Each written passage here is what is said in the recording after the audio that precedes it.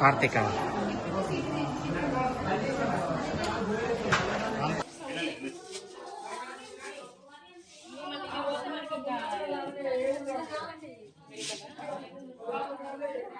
మాట్లాడకపోతే నేను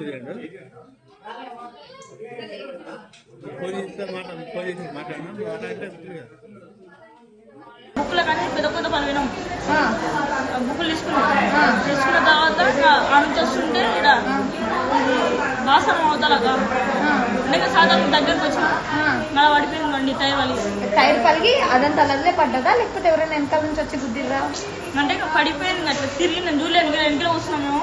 ఆయన ఎప్పుడు ఇట్లా తిప్పిందో తెలియదు. నేను బ్రేక్ డిస్ప్లే వేసుకుంటూ వచ్చింటే అది ఆగు కానీ నేను తిప్పినట్టు మొత్తం ఇట్లా తిరిగి వరకు అది పడ్డది. సరే, మీరు ఎంతమంది ఉన్నారు? ఈ ముగ్గురేనా మీరు? నలుగురు ఉన్నాం. ఒకరికి ఏం కాదు. ఏం కాలేదు. మా అబ్బాయి పేరు డీటెయిల్స్ ఏమైనా చెప్పగలుగుతారు కదా? మా డాడీ నెంబర్ చెప్తా సార్. అదే నేను ఈరోజు లేకపోయినా బుక్స్ ఆ సిఆర్పీలు ఇవ్వమని చెప్తున్నాము ఆఫీసులో.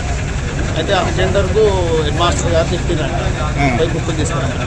ఆ అటెండర్ ఏమైనా చేసాడు అక్కడికి వచ్చి పిల్లలను దొరికొచ్చినా తెలిసింది. ఇప్పుడు తెలుస్తుంది నాకు.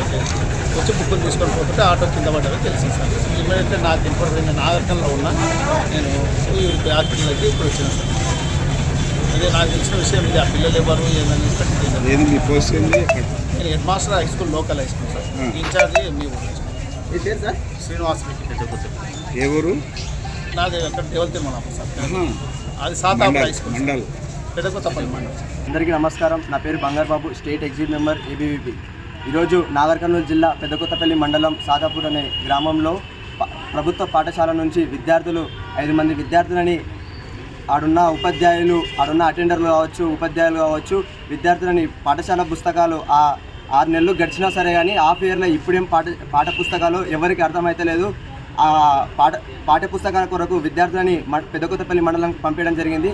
అదే విద్యార్థులు ఆటో బోల్తాబడి, టైర్ వలిగి బోల్తాబడి విద్యార్థులకు గాయాలు జరగడం జరిగింది. ఒక 2-3 విద్యార్థులకి చాలా సీరియస్గా ఉండడం జరిగింది.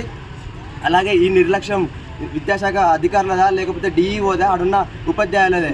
వెంటనే ఈ ఘటనకి కారణమైన అధికారులను వెంబడే సస్పెండ్ చేయాలని ఏబీపీ డిమాండ్ చేస్తుంది. లేనిచో పెద్ద ఎత్తున అదే పెద్దకొత్తపల్లి మండలం కావచ్చు, డిఈఓ ఆఫీస్ ముట్టడి కావచ్చు, డిఈఓ ఆఫీస్ కావచ్చు, పెద్ద ఎత్తున ధర్నా చేస్తామని ఈ సందర్భంగా హెచ్చరిస్తున్నాం. ఈ యొక్క విద్యార్థికి ఎలాంటి ప్రాబ్లం ఉన్నా వెంబడే స్పందించి మెరుగైన ట్రీట్మెంట్ జరిపించాలని అఖిల భారతీయ విద్యార్థి పరిషత్ విజ్ఞప్తి చేస్తుంది. లేదంటే పెద్ద ఎత్తున ఏబీపీ ఉద్యమం చేస్తుందని ఈ సందర్భంగా హెచ్చరిస్తున్నాం.